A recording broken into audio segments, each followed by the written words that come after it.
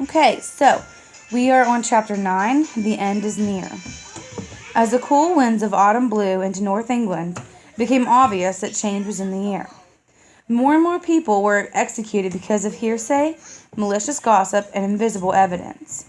Some people even wondered whether the accusers were witches themselves, especially since they said they could talk so easily with the devil and because they sometimes contradicted their own stories. Far too many fine, upstanding Puritans from the best families were being packed off to jail. Besides that, the main accusers seemed perfectly healthy outside of the courtroom, and the sheer number of suspects was so high that it was impossible to believe this many people could all be witches. A Beverly, Massachusetts minister named John Hale said it best. It cannot be imagined that in a place of so much knowledge, so many and so small compass of land should abominably leap into the devil's lap at once. What's more, every single one of the 19 people who were hanged denied the crime of witchcraft right up until the moment they died. And if these denials had been a pack of lies, God would never allow their souls to enter heaven, and the accused people knew it. Since nobody wants to go to hell for lying about being a witch, surely this meant that none of them was guilty. Until now, many townsfolk who thought the trials were unfair had been afraid to say a word for fear of being accused themselves. But it was becoming quite clear that unless the trials were stopped, an entire generation of innocent Puritans would be condemned as witches. On October 3rd, Boston Reverend Increase Mather preached a sermon arguing against the witch hunts. He agreed with his son Cotton, and the devil could make himself look exactly like any innocent person he chose. But Increase added that the devil could play his dirty tricks without a person's permission.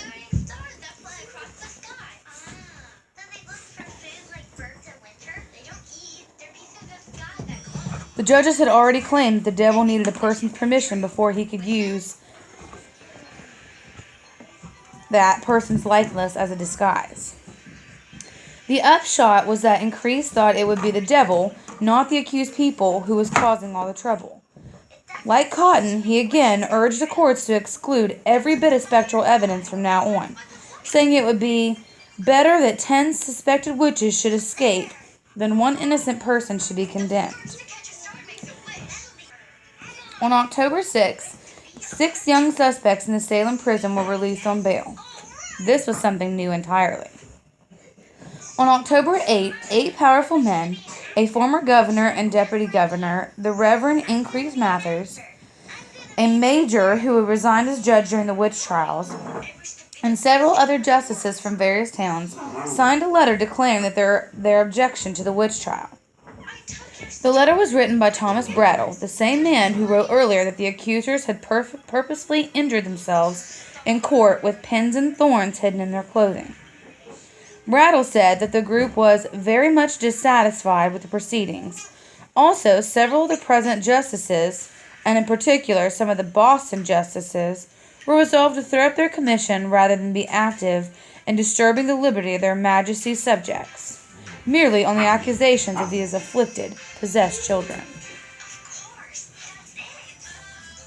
On October 19th, a group of sobbing women reversed their previous confession and revealed that not a single person they had accused of witchcraft had done them a bit of harm. They said their examiners had harassed them over and over to make them confess, and that their families begged them to confess, too, so that they wouldn't hang. Finally, they had no other choice than to wrong themselves and lie about their friends. On Saturday, October 29th, Massachusetts Royal Governor William Phips put a halt to all further arrests and disbanded the notorious court of Oyer and Terminer. He also released a lot of the people who were still in jail. On December 14th, a brand new Superior Court of Judicature was established. Though Chief Justice Stoughton and friends were still included, their new job was to figure out what to do with accused witches who hadn't yet been tried. And this had to be done without basing any cases on spectral evidence. All those stories from the invisible world had been banned at last. The upshot was that out of 52 people tried before the new court in January and February 1693, only 3 were convicted, and each of them had already confessed. This rule had changed too. If you confessed, you no longer got off scot-free or received special privileges. The governor later released all 3 anyway, and 9 suspects who had been sent to jail earlier weren't even called into court. The Salem witch trials had ended.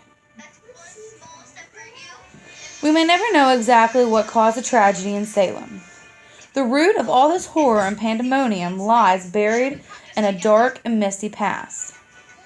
Oh yes, every single sentence in surviving trial transcripts, every surviving letter written by eyewitnesses, each legal document, and all of the books written during this period have been scrutinized by scholars for well over 300 years.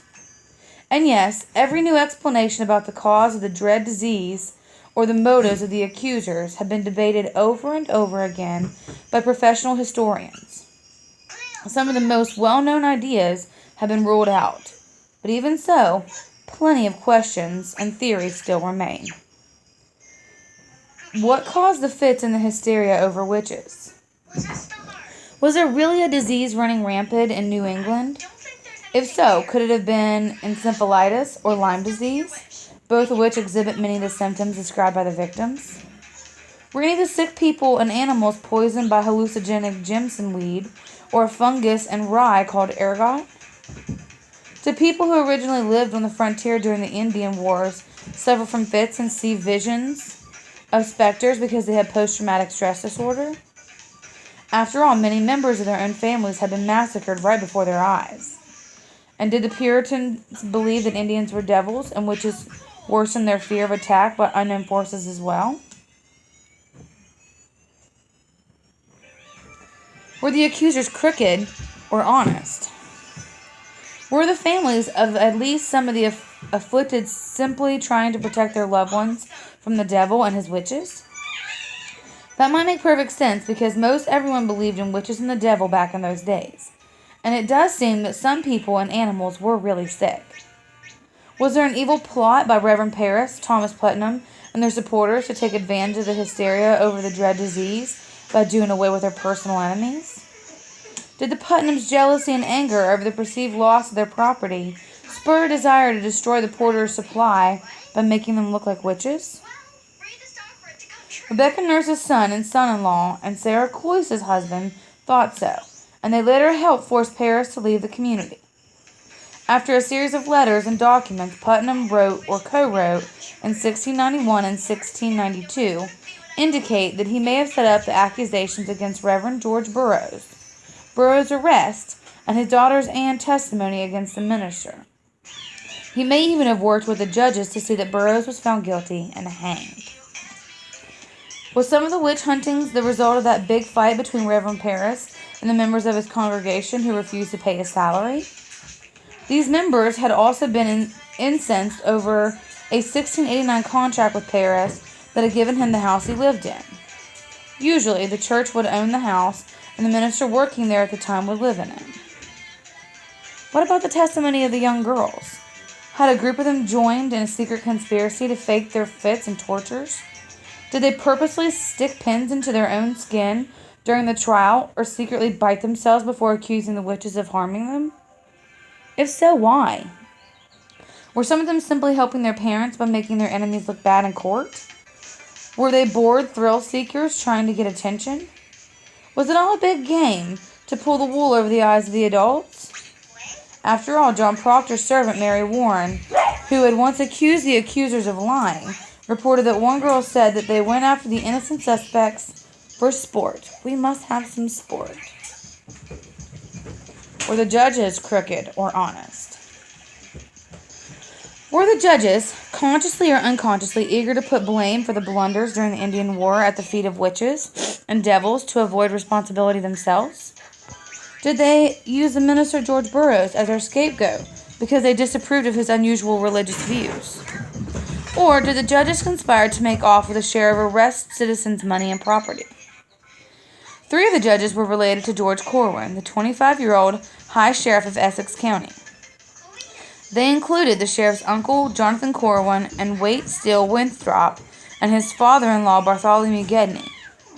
Sheriff Corwin was in charge of arrests and property seizures, among other duties. In those days, a witch's property was supposed to be turned over to the Massachusetts Bay Colony and the King of England after she or he was hanged. What's more, large fees could be collected from the accused witches and their families. But Sheriff Corwin ignored the king and the colony and kept all that booty, even after anyone was hanged. If certain judges connived with Corwin to convict wealthy people, maybe they got a cut of the action. Chief Justice Stoughton wrote out a warrant that allowed estates and properties of people who were executed to be seized and disposed of without ever telling Governor Phillips or asking his consent. This was illegal too. And one time when a Quaker woman asked why the court had seized her oxen, a judge replied, "Would you have us starve while we sit about your business?" Seems that several of these theories are correct. Perhaps all the disease, superstition, paranoia, hysteria, past resentments, cowardice, religious fever, greed, and even boredom boiled and bubbled together to foment a perfect storm in 1692, and finally exploded in the little town of Salem Village to horrendous and tragic effects.